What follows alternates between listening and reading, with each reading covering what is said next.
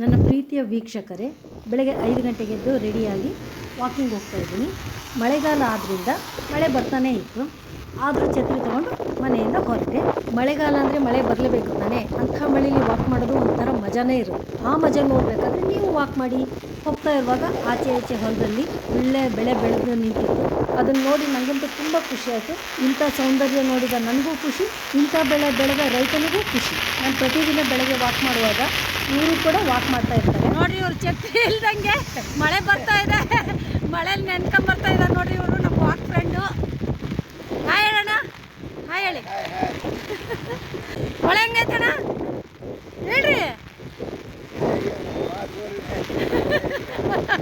ನಮ್ಮನೇಲಿ ತೋರಿಸ್ಬೇಕಿದ್ದು.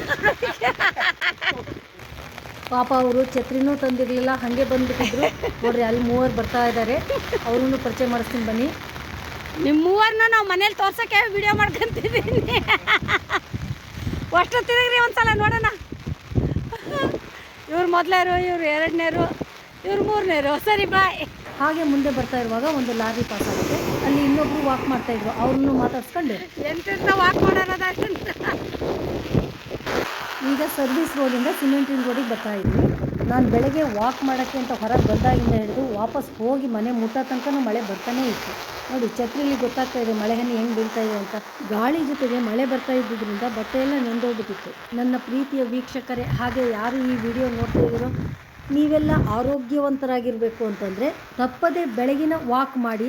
ನನ್ನ ಪ್ರೀತಿಯ ವೀಕ್ಷಕರೇ, ಹಾಗೆ ಯಾರ್ಯಾರು ಈ ವಿಡಿಯೋ ನೋಡ್ತಿದ್ದೀರೋ ನಿಮಗೆಲ್ಲ ಈ ವಿಡಿಯೋ ಇಷ್ಟ ಆದರೆ ಕಮೆಂಟ್ ಮಾಡಿ, ಸಪೋರ್ಟ್ ಮಾಡಿ, ಆದಷ್ಟು ಶೇರ್ ಮಾಡಿ, ಸಬ್ಸ್ಕ್ರೈಬ್ ಮಾಡಿ. Thank you.